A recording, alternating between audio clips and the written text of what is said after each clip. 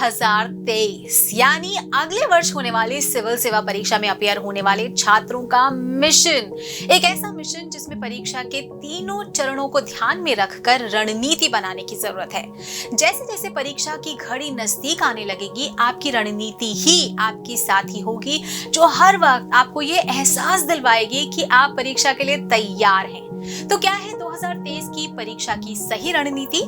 आइए जानते हैं आज के वीडियो में। नमस्कार, स्वागत है आपका प्रभात एग्जाम के YouTube चैनल पर। ये एक ऐसा प्लेटफॉर्म है जहां आपको मिलती हैं सभी कम्पिटिटिव एग्जाम से जुड़ी महत्वपूर्ण जानकारियां जो आपको किसी भी एग्जाम में सफल होने में काफी मदद कर सकती हैं। अगर आप हमारे YouTube चैनल पर पहली बार आए हैं तो हमें लाइक और सब्सक्राइब जरूर कर ले और हमारे लेटेस्ट वीडियोस और अपडेट सबसे पहले आप तक पहुंचे, इसके लिए बेल आइकॉन को प्रेस करना ना भूलें। तो आइए शुरुआत करते हैं आज के वीडियो की, जो है यूपीएससी 2023 के लिए सबसे अच्छी रणनीति क्या है। तो यूपीएससी सिविल सेवा परीक्षा में सफलता कई फैक्टर्स पर निर्भर करती है, जिन्हें 4 श्रेणियों में बांटा जा सकता है।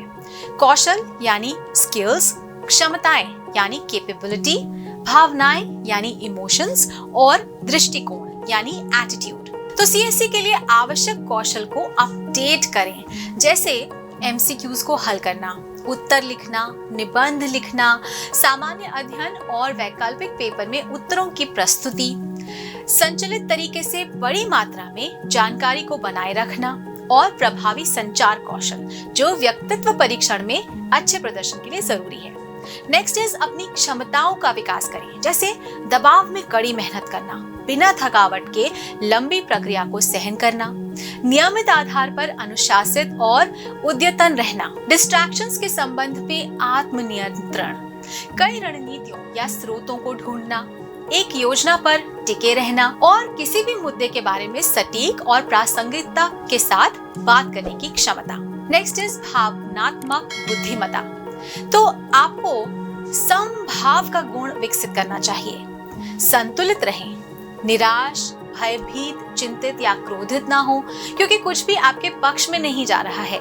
सफलताओं से भी ज्यादा उत्साहित ना हो। परिणामों के साथ अलगाव का दृष्टिकोण विकसित करें, लक्ष्य पर ध्यान दें और प्रक्रिया का आनंद लें। नेक्स्ट इज दृष्टिकोण। सामूहिक रूप से कौशल, योग्यताएं और भावनाएं किसी के दृष्टिकोण को आकार देने में महत्वपूर्ण भूमिका निभाती है। इस परीक्षा के प्रति आपका दृष्टिकोण ही परिणाम तय करता है। तो महत्वाकांक्षी रहें, लेकिन ये भी सुनिश्चित करें कि आप एक स्पष्ट रणनीति से प्रेरित हैं और विनम्रता में निहित हैं। आत्मविश्वास आपका निरंतर साथी होना चाहिए। तो आत्मविश्वास, अभी हमने जो सारे गुण बताए हैं ना, उनमें सुधार के प्रोपोर्शनल होता है।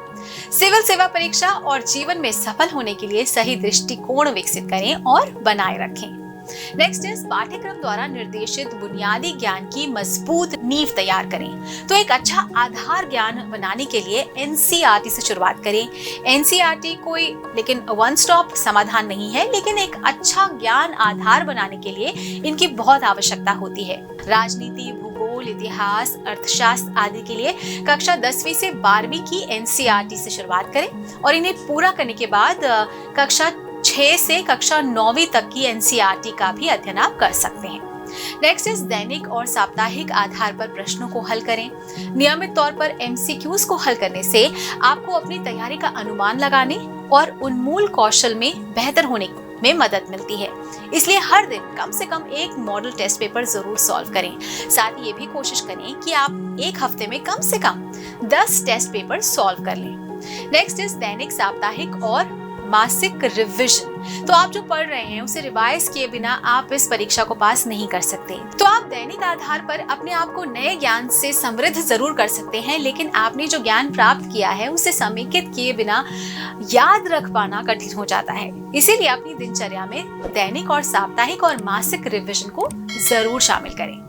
नेक्स्ट इज प्रेरित और केंद्रित रहना। ये जितना महत्वपूर्ण ये स्वयं की परीक्षण है, उतना ही महत्वपूर्ण कि आपका ध्यान केंद्रित रहे और कार्य करने की प्रेरणा खोए बिना मेहनत आप करते रहें। तो दोस्तों, अगर आपको हमारा वीडियो पसंद आया हो तो अपने फ्रेंड्स के साथ भी इसे जरूर शेयर कर लें और अगर आपके पास हमारे लिए कोई सवाल या सजेशन है तो कमेंट बॉक्स में लिख के हमें जरूर बता दें।